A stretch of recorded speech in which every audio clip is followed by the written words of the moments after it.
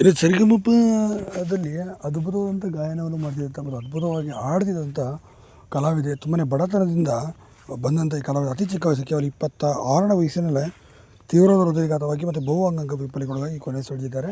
ತುಂಬಾ ಅನಾರೋಗ್ಯ ಕೂಡ ಒಳಗಾಗಿದ್ದರು ಅನ್ನೋದು ಈಗ ಬಂದಿರೋಂಥ ವಿಚಾರ. ಹಾಗಾದ್ರೆ ಏನಾಗಿದೆ ಅಂತ ನೋಡೋಣ ಬನ್ನಿ. ಯಾರು ಹೋಗರಿ ಗಾಯಕಿ ನೋಡೋಣ ಬನ್ನಿ.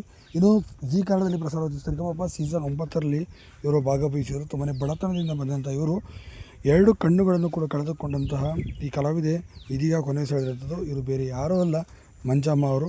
ಇನ್ನು ಮಂಜಮ್ಮ ಅವರು ತಮ್ಮದೇ ಆದಂಥ ರೀತಿಯಲ್ಲಿ ಛಾಪನ್ನು ಕೂಡ ಮೂಡಿಸಿದ್ರು, ದೊಡ್ಡ ಮಟ್ಟಿಗೆ ಹೆಸರು ಕೂಡ ಮಾಡಿದ್ರು. ಅಕ್ಕ ತಂಗಿರಿಬ್ಬರು ಸಹ ಬಂದು ಹಾಡಿದ್ರು. ಅವರಿಬ್ಬರಿಗೂ ಸಹ ಕಣ್ಣು ಕಾಣ್ತಿರಲಿಲ್ಲ. ಆದರೆ ಕಣ್ಣು ಕಾಣದಿದ್ದರೂ ಸಹ ತಮ್ಮ ಗಾಯನದ ಮೂಲಕ ಅತಿ ದೊಡ್ಡ ಮಟ್ಟಿಗೆ ಹೆಸರು ಸಹ ಮಾಡಿದ್ರು. ಇಂಥ ಹೆಸರು ಮಾಡಿದಂಥ ಇವರಿಗೆ ಮನೆ ಸಹ ಇರಲಿಲ್ಲ. ಜಗ್ಗೇಶ್ವರ ಸಂತ ಮನೆಯೂ ಕೂಡ ಕಟ್ಟಿಸ್ಕೊಟ್ರು. ಇನ್ನು ಮನೆಯೂ ಕೂಡ ಮಾಡಿಕೊಂಡಿದ್ದ ನಂತರ ಇತ್ತೀಚೆಗೆ ಮಂಜಮ್ಮರಿಗೆ ತೀವ್ರದ ಅನಾರೋಗ್ಯ ಕೂಡ ಒಳಗಾದರು. ಇನ್ನು ಇವರಿಗೆ ಹೆಚ್ಚಿನ ಚಿಕಿತ್ಸೆಯನ್ನು ಈಗಾಗಲೇ ಮೈಸೂರು ಸರ್ಕಾರಿ ಆಸ್ಪತ್ರೆ ಕೊಡಲಾಗ್ತಿದ್ರು. ಇತ್ತೀಚೆಗೆ ಆರ್ಥಿಕ ಸಮಸ್ಯೆ ಕೂಡ ಸಿಲುಕಿದ್ರು. ಆದರೆ ತೀವ್ರದ ಅನಾರೋಗ್ಯ ಮತ್ತು ಹೃದಯಘಾತದಿಂದ ಮಂಜಮ್ಮ ಅವರು ಇಂದು ಮುಂಜಾನೆ